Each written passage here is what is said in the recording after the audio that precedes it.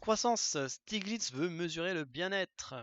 Présidé par le prix Nobel d'économie américain, le groupe d'experts chargé en 2008 par l'Élysée de mener une réflexion sur la mesure de la croissance pense que le PIB en tant qu'indicateur économique est utilisé de façon erronée.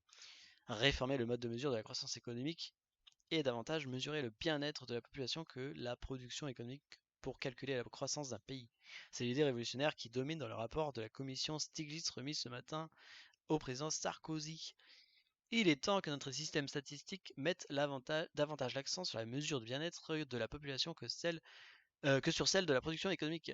Écrit cette commission de 22 experts chargés en 2008 par l'Élysée de mener une réflexion sur la mesure de la croissance et présidée par le prix Nobel d'économie américain Joseph Stiglitz.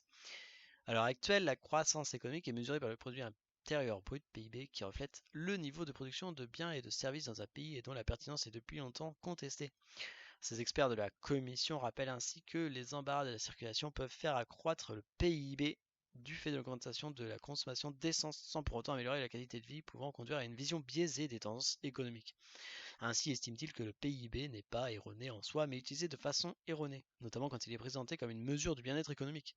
Cette confusion risque d'aboutir à des indications trompeuses et d'entraîner des décisions politiques inadaptées.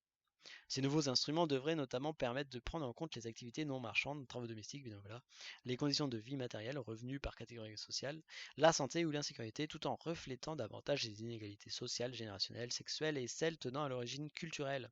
Enfin, la commission Stiglitz plaide aussi pour les indicateurs prenant en compte l'environnement. Il est nécessaire de disposer d'un indicateur clair des accroissements de la concentration des gaz à effet de serre. Source de l'AFP du 14 septembre 2009.